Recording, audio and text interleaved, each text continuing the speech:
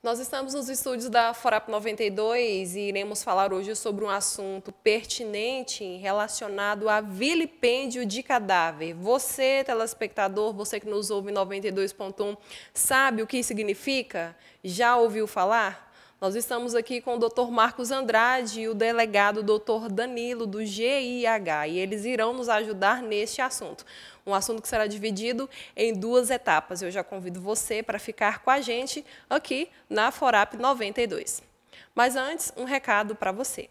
Fernanda Cosméticos, a mais completa da cidade. Grande variedade em produtos para depilação, coloração, perfumaria, esmaltaria, maquiagem e muito mais. Representante exclusivo Lei Semenchal, na rotatória da Praça da Feira, anexo a Farmagil, 3631-4642. Fernanda Cosméticos. Já estamos de volta e a gente vai explanar esse assunto. Durante essa última semana, aconteceu um acidente na BR-020 envolvendo uma carreta e um veículo de passeio, onde 4 pessoas, infelizmente, perderam a sua vida. E alguns populares passaram e fizeram vídeos e fotos, e a gente vai entender, então, sobre esse assunto. Tirar fotos, fazer vídeos de pessoas falecidas no local, é crime? Doutor Danilo, obrigada por ter atendido o nosso convite, seja bem-vindo aos nossos estúdios. Já responde para a gente, então, o que é vilipêndio de cadáver? Eu que agradeço, é um prazer estar aqui podendo falar um pouquinho sobre esse crime que muita gente nem sequer conhece e não sabe da existência do crime. Agradecer pelo convite, né? É uma honra estar aqui com vocês. Agradecer também pela companhia do doutor.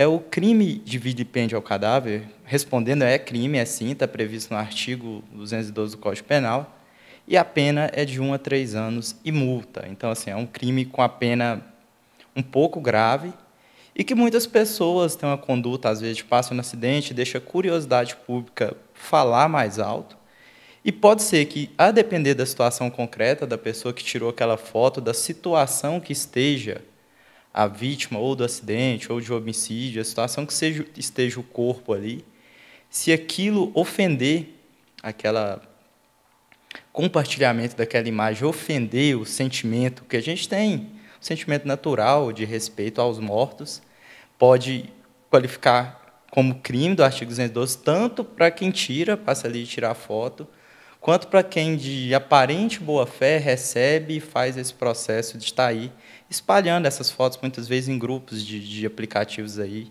pelo smartphone. Doutor Marcos Andrade, bem-vindo, obrigada por ter atendido o nosso convite. E eu queria que o senhor falasse, então, a pessoa que recebe esse tipo de material e que acaba compartilhando, o senhor acredita que ela faz isso com uma má intenção ou ela quer ajudar, ela quer espalhar a notícia? Como é que fica a situação? Bom, Aline, obrigado pelo convite, doutor Danilo também, sempre prestativo, né? Doutor Danilo explicou bem a questão do que é o vilipêndio. Agora, a parte difícil, Aline, é você entender a real motivação. Porque se você for imaginar, existe um gosto estético pelo belo, existe um gosto estético pelo grotesco, pelo grosseiro. Isso é na história da humanidade, né? Inclusive, você tem gênero artístico, que é o gótico, que é essa coisa voltada para a morte. Então, tem pessoas que parece que têm um certo prazer em ver aquilo ali, porque não tem outra explicação de você compartilhar a imagem de alguém no seu pior momento, né? Principalmente no acidente. Não é uma morte normal, uma morte natural, é uma morte traumática, é uma morte extrema. É você mostrar o ser humano no momento mais difícil, é no seu momento mais frágil, é no momento já final. E você compartilhar aquilo, é extremamente difícil você dizer o que leva uma pessoa a compartilhar aquilo, a ter aquela vontade de compartilhar. Doutor, acho que falou uma coisa interessantíssima, curiosidade pública, né? Então, não tem muita... do ponto de vista até filosófico, é difícil você definir a real intenção do sujeito daquilo.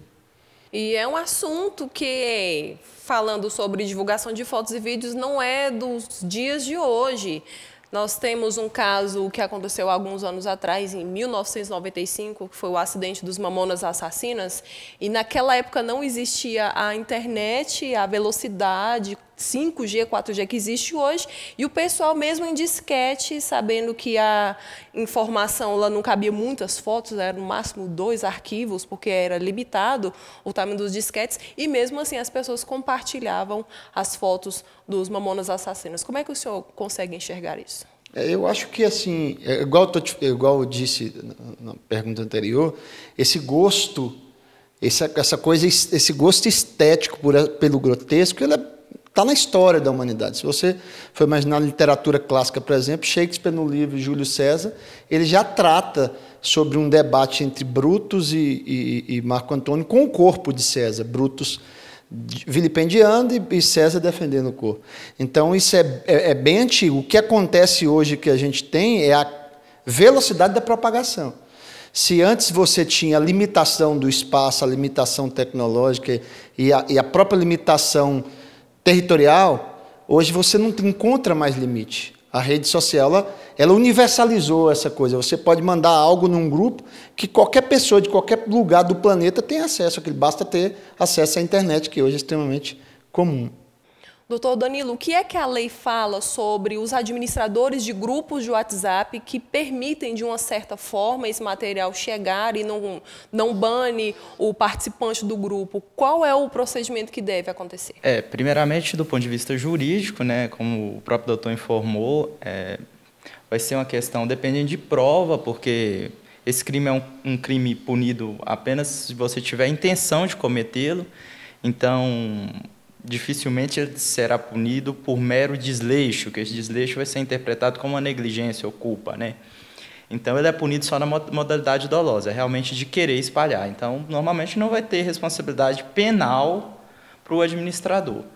Mas existe outras espécies de responsabilidade. A responsabilidade moral de estar ali espalhando ou permitindo que se espalhe no ambiente que, de certa forma, ele exerce um controle, permitindo que se espalhe imagens que são ofensivas, né, a várias pessoas que a recebem. Eu mesmo recebo, nem abro, embora eu trabalhe com isso.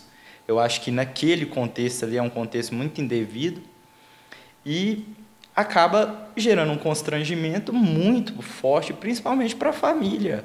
A família que já está vivendo aquele momento difícil de perder um ente querido, ainda tem que conviver com esse tipo de divulgação que, assim, normalmente a divulgação em cenas de acidente mais trágicos são uma espécie de divulgação. Tem até um julgado do Tribunal de Justiça de São Paulo que ele qualificou bem, que era uma forma de expor a vítima ao ridículo. Então, é uma forma de pegar, igual o doutor falou, no momento mais frágil, onde a vítima precisava de uma espécie de sentimento de solidariedade dos outros, as vítimas, não só a pessoa, o cadáver, mas a família como um todo, a sociedade pega e dá uma resposta dessa que só torna o evento mais traumático. Então, talvez por isso existe o crime, pela antiguidade desse tipo de prática. O nosso Código Penal é de 1940, teve uma reforma em 84, mas foi da parte geral. Então, em 1940, já havia essa intenção de punir esse tipo de prática. E de lá para cá, com a amplificação dos meios de comunicação, a situação ganhou contornos bem mais preocupantes. Eu até acho que há uma tendência de trazer esse tipo de problema para o campo possível da indenização, para pagar pecúnia, e muitas vezes incidindo não só sobre as pessoas, até sobre meios de comunicação, a imprensa mesmo, às vezes, que divulga algo que pode vir a ofender a honra dos familiares em relação às imagens. Então, assim, pode vir a qualificar o crime na modalidade dolosa, embora, para ficar evidente o crime, a pessoa realmente tem que ter passado a foto com aquele intuito ali mesmo, aquele intuito, vamos dizer assim, de uma forma mais leiga, aquele intuito vexatório. Doutor Marcos, Eu queria que o senhor explicasse, assim, para quem está nos acompanhando e que ainda não conseguiu entender. O vilipêndio é quando um corpo ele é exposto, espedaçado, ensanguentado, ou ele precisa trazer esse remorso, esse temor para quem está recebendo o conteúdo? Porque eu me lembro, quando eu era criança, essa semana nós comemoramos o dia 21 de abril, dia de Tiradentes. E quando eu era criança, eu me lembro que quando eu folheava os livros de história, eu sempre ficava um pouco admirada pela fotografia de Tiradentes, que era reporta o seguinte, era a imagem dele sendo enforcado. E eu e os meus colegas, a gente tentava entender o motivo daquela imagem. Seria um tipo de vilipêndio, nesse caso, da imagem de Tiradentes, visto que essa semana nós comemoramos? Aline, o doutor explicou magnificamente bem sobre a questão da dificuldade que é adequar a conduta do sujeito ao tipo penal ou ao crime de vilipêndio. Primeiro, o vilipêndio ele é ao cadáver independente da condição. Então, pode ser uma morte natural. Eu posso vilipendiar um cadáver que morreu de um infarto, não necessariamente de um acidente que seja tão traumático. Então, a ideia, o que se protege não é o morto. O que se protege, até porque o direito e as obrigações cessam com a morte. Então, o que se protege não é a honra subjetiva daquele sujeito, mas a boa lembrança. É o direito do sujeito ser lembrado.